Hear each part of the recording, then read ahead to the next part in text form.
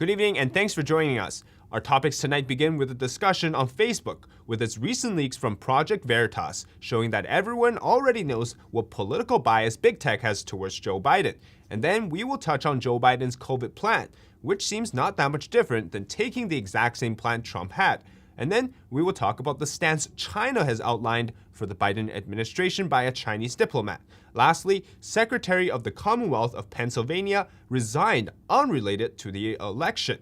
Let's talk about that.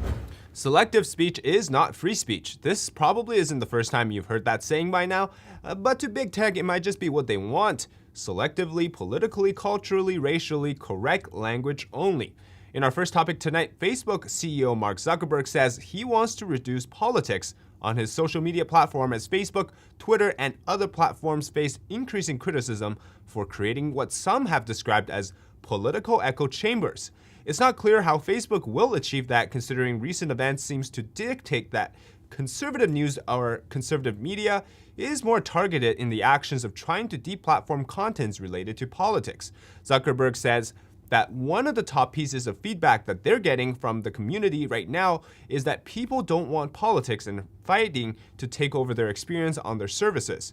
I think we have to read this with caution, as it may well be subjective in terms of what politics and social issues blur the line. It's going to be hard to justify anything political if that is also linked to that of racial issues, civil rights movements, CCP virus, stimulus checks, all these aspects. Though not directly politics, it is an extension of political directions. According to an update from the company several days ago, more than 78,000 Facebook and Instagram accounts were removed after posting QAnon content since August 2020. Facebook states that as of January 12, 2021, they have identified over 890 militarized social movements to date, and in total removed about 3,400 pages, 19,000 groups, 120 events, 25,000 Facebook profiles, around 7,500 Instagram accounts. And they've also removed about 3,300 pages, 10,000 groups, 510 events, 18,000 Facebook profiles, and 27,000 Instagram accounts for violating our policies against QAnon, or their policies against QAnon. Twitter, Facebook, Google, and other big tech companies are facing increasing scorn from users after the platforms banned Trump and other prominent conservatives in the aftermath of the January 6th storming the Capitol. Project Veritas, an investigative organization that recently leaked undercover calls from Facebook, shows that Zuckerberg praised Biden's executive orders. Zuckerberg says in his first day, President Biden already issued a number of executive orders on areas that we as a company care quite deeply about and have for some time. Areas like immigration, preserving DACA, ending restrictions on travel from Muslim-majority countries, as well as other executive orders on climate and advancing racial justice and equity. I think these were all important and positive steps. Project Veritas also released a video showing Zuckerberg appearing to criticize Trump.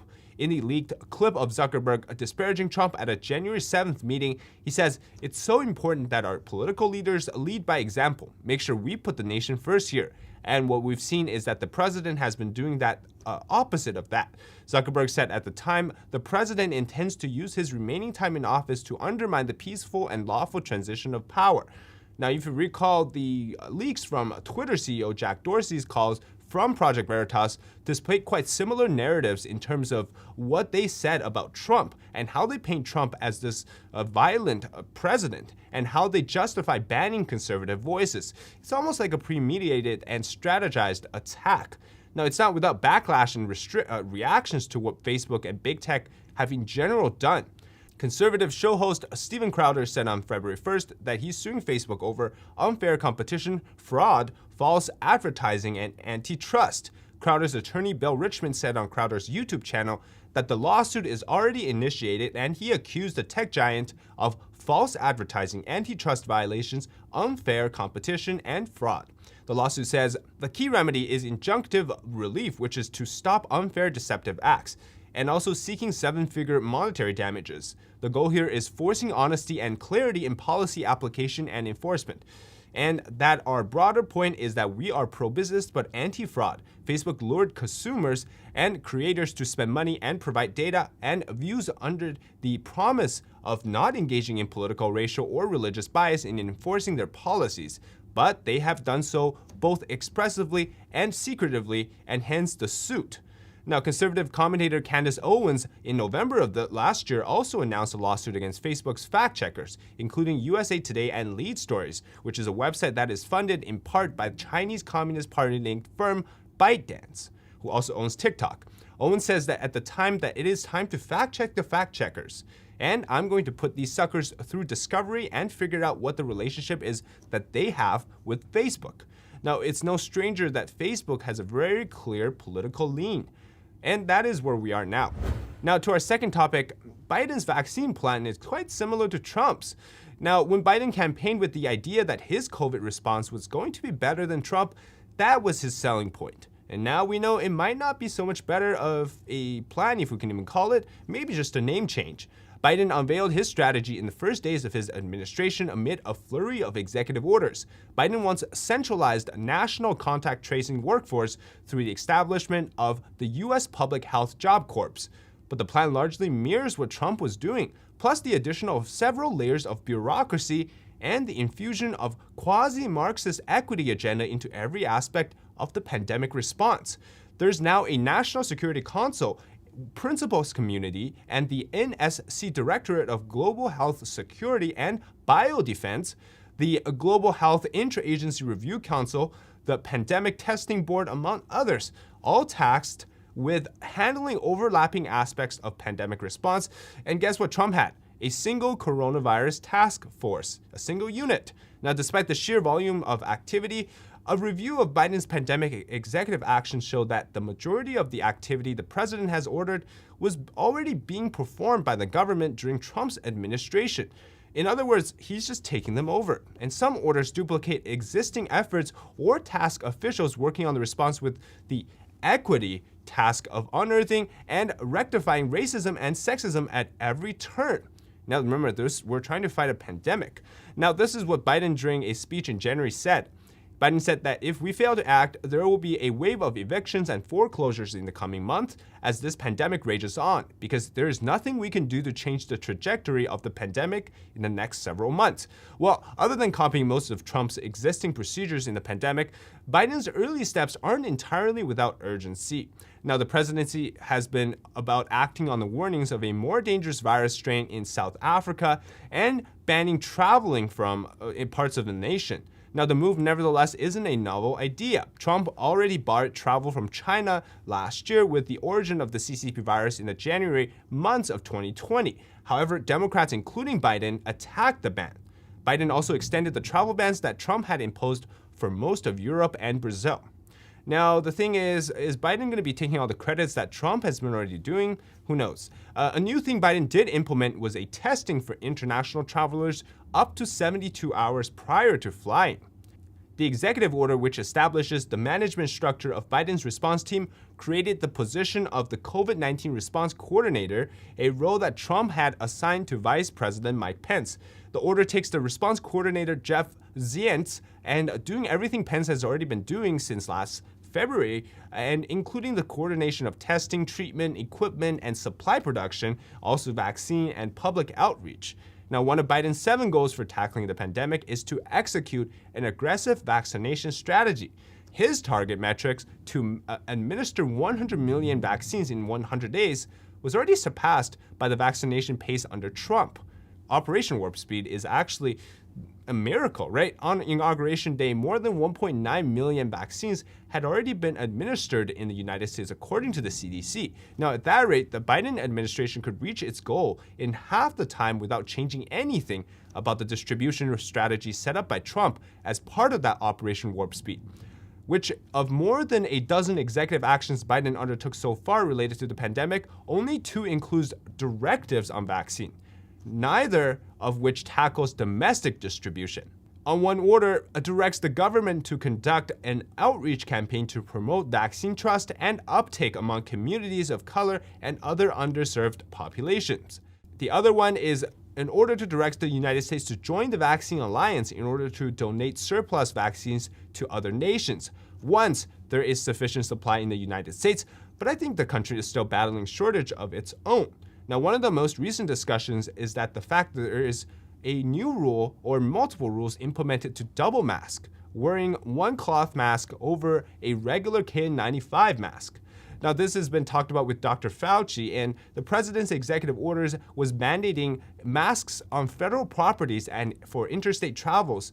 A lot of that is symbolic. Now, since masks have been mandated on public interstate transportation and federal properties, such as courthouses, for months, airplanes have deplaned passengers for refusing to wear masks, while federal judges have worn masks even when conducting remote hearing. The CDC long ago issued guidelines for masks in transportation hubs and public transport. Biden even broke the rule himself on the first day. So, a lot of rhetorics and a lot of surface stuff going on with Biden's executive orders on how to handle the pandemic so far. Now let's go on to our third topic. China's top diplomat Yang Jiechi warned the Biden administration not to cross Beijing's red line on Monday. Yang says the United States should stop interference with the affairs of Hong Kong, Tibet, and Xinjiang. He is calling the issues regarding the three regions China's internal affairs. Yang added, they constitute a red line that must not be crossed. Any trespassing would end up undermining China-US relations and the United States' own interests. He also told the United States that it should strictly abide by the One China principle with regards to Taiwan, a self-ruled island that Beijing claims is part of its territory, but the people of Taiwan don't think so. Now, the Trump administration confronted China on its human rights violations multiple times against Falun Gong adherents, Hong Kongers, Muslim minorities, Tibetans, and Uyghurs by imposing visa restrictions and sanctions against Chinese Communist Party officials responsible for the abuses. Additionally, former U.S. Secretary of State Mike Pompeo designated CCP's persecution against Uyghurs and other majority Muslim ethnic minorities as genocide and crimes against humanity last month. So to have them come out now and say these means that the pressure felt from the Trump administration is finally gone. And they feel that the Biden administration, it's a lot easier in terms of the breathing and negotiation space. Now, the Chinese regime has often deflected international criticisms against its own policies by claiming that certain issues, including its militarization efforts in the South China Sea and coercion tactics against Taiwan, are internal affairs. And whenever another country, such as the US, declares China's wrongdoings, they will deflect with an US domestic issue as worry about yourself. Yang called on the Biden administration to restore the US-China relationship to a predictable and constructive track of development, aka follow our lead. He names areas in which he said the two countries could cooperate, including drug control and cybersecurity. But ironically, China is the largest source of illicit fentanyl and fentanyl-like substances in the US.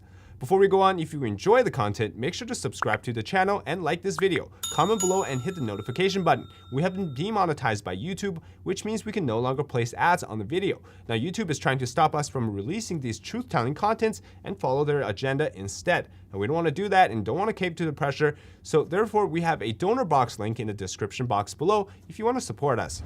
Now, our last topic today is about Kathy Boockvar, Pennsylvania's Secretary of State and its top election official, who will be resigning over her department's failure of advertising a proposed constitutional amendment that would extend the statute of limitations for survivors of childhood sex abuse to file actions against their abusers. Governor Tom Wolf said her resignation will go into effect on February 5th. The Secretary of State's office is constitutionally required to advertise a proposed amendment, according to the governor's office. Wolf stressed that the resignation had nothing to do with Boockvar's oversight of the November 3rd election in Pennsylvania, in which is very controversial, and she was at the center of a slew of lawsuits. Wolf said this change at the Department of State had nothing to do with the administration's of the 2020 election, which was fair and accurate. Interesting. You always have to mention that. The Secretary's office must advertise the proposed amendment to the state constitution, which voters would then decide to have at the ballot box in each of the 3 months before the 2020 general election. The governor said he'd commit to working with Pennsylvania's legislature to reach a solution legislatively if they wanted to create a window in civil court for the victims to file claims. Boockvar confirmed in a statement that she will depart. Wolf will appoint Veronica DeGraffenreid, another Pennsylvania election official, to serve as acting secretary. And that is it for today. I apologize again if I sound a little bit off. My nose is still kind of blocked. And make sure you like this video, subscribe to the channel, and comment below. Tell us what you think. And also, if you would like to support us, we have a donor box link in the description box below. If you want to check out all of our social medias, we're on Twitter and Telegram. And in any case, if we disappear from YouTube, you can find us at YouMaker. That's where we will also upload our videos. And we have an email newsletter for you to sign up to stay updated on the channel. Thank you for your continued support of Beyond the Noise. Have a good evening. Take care.